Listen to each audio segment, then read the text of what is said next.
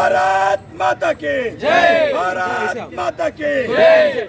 हर जोर जुल्म के टक्कर में संघर्ष हमारा नारा है। कर्मचारी एकता जिंदाबाद जिंदाबाद जिंदाबाद, कर्मचारी एकता जिंदाबाद जिंदाबाद जिंदाबाद। 34% महंगाई भत्ता देना होगा देना होगा देना होगा। गैस का रेट देखिए, पेट्रोल का रेट देखिए, बच्चों की फीस देखिए। इसके लिए तो मोदी दोषी है। मोदी या बघेल को दोषी हम नहीं देंगे। हम एक शासकीय कर्मचारी, हम किसी सरकार के खिलाफ नहीं बोलेंगे। क्या लग रहा है जो पहले महंगाई थी, घर आप लोग नौकरी में भी घर भी चलाती हैं, आप लोग को ज़्यादा अच्छा तेल आटे का भाव पता है, तो क्या लगता है कि जो अभी स्थिति है महंगाई की क्या है? देखिए, गैस सिलेंडर का दाम बढ़ चुका है, पेट्रोल का दाम बढ़ चुका है, आज अनाज पे भी जीएसटी लग चुकी है। अब ये चाहे केंद्र से बढ़ाओ चाहे राज्य से बढ़ाओ, प्रभावित तो हमारा परिवार हो रहा है।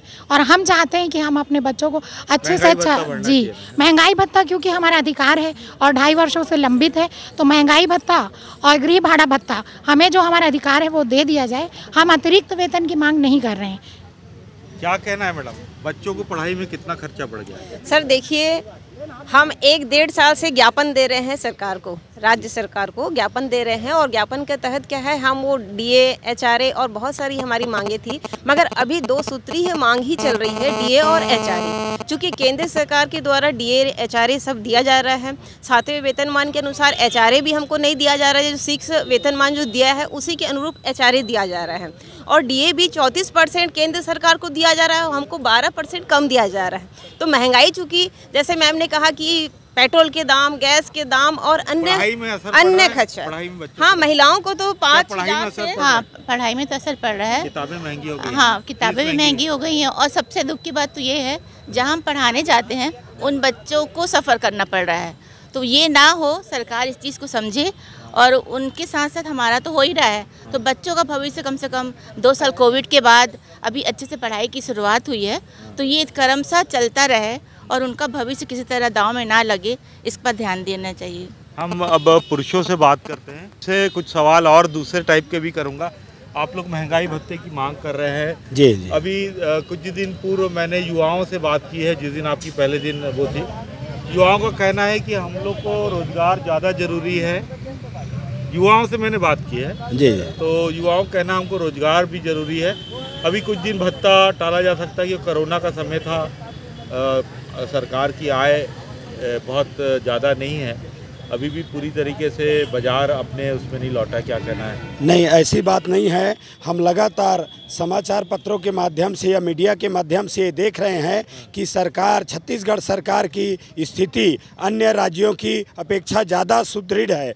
इस चीज़ को मंत्रीगण और हमारे मुख्यमंत्री भी स्वीकार कर रहे हैं और लगातार हम लोग मांग कर रहे हैं। 2 साल हो गया, 2 साल 3 साल होने जा रहा है, हमको महंगाई भत्ता बिल्कुल भी नहीं दे रहे हैं। कोरोना काल में भी हमारे पूरे साथी सहयोग किए थे लेकिन वर्तमान में उनके द्वारा महंगाई भत्ता नहीं दिया जा रहा है। केंद्र के बराबर आप चाह रहे हैं? जी हाँ, केंद्र के बराबर चाह रहे हैं। आप जैसा अभी कह रहे थे कि हमारे राज्य की आर्थिक स्थिति अच्छी नहीं है, लेकिन मैं युवाओं का कहना है सर, लेकिन मैं 50,000 तनख्वाह मिल रही है और 1.5 लाख तनख्वाह मिल रही है। मैंने पहले दिन जी, ये आप लोग का विरोध नहीं मैं तो लोगों का कहना है जिसको 50,000 मिल रहा है और जिसको 0 रुपए मिल रहा है, या 2000 नहीं बिल्कुल उनका कहना बिल्कुल सही है। बहुत जरूरी है सरकार को रोजगार उन्मुखी करने का भी प्रयास करना चाहिए, रोजगार के अवसर देना चाहिए। उन्होंने युवाओं के लिए भी बहुत सारे अपने जन घोषणा पत्र में बनाया है, लेकिन सरकार केवल विधानसभा में आप देखे होंगे 90,000 जिन विधायकों को वेतन मिलता था आज 1,60,000 कर दिए। तो वहाँ कहाँ आर्थिक स्थिति उनकी आड़े आई? कोरोना काल उसके लिए कुछ नहीं हुआ, केवल कर्मचारियों के लिए जो हमको केंद्र से निर्धारित होता है, जो हमेशा से जनवरी और जुलाई में 2 बार 2 किस्तों में कर्मचारियों का हक है।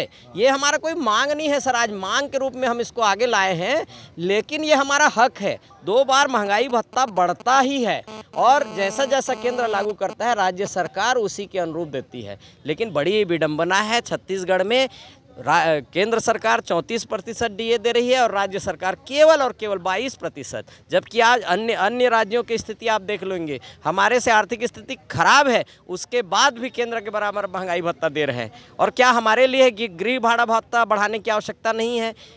भाई सभी जगह जब गृह भाड़ा भत्ता बढ़ रहे हैं तो हमारा गृह भाड़ा भत्ता भी बढ़ना चाहिए। अरे भाई एक ही बाज़ार है, इसी बाज़ार से हमारे मंत्री लोग भी सामान खरीदते हैं, अधिकारी लोग भी खरीदते हैं, छोटे कर्मचारी भी खरीदते हैं, आम जनता भी खरीदते हैं। तो सबके लिए महंगाई की दर अलग अलग क्यों, मैं यही पूछना चाहता हूँ। IAS लोगों का, हाँ IAS लोगों का आप सुधीर प्रधान प्रदेश संयोजक।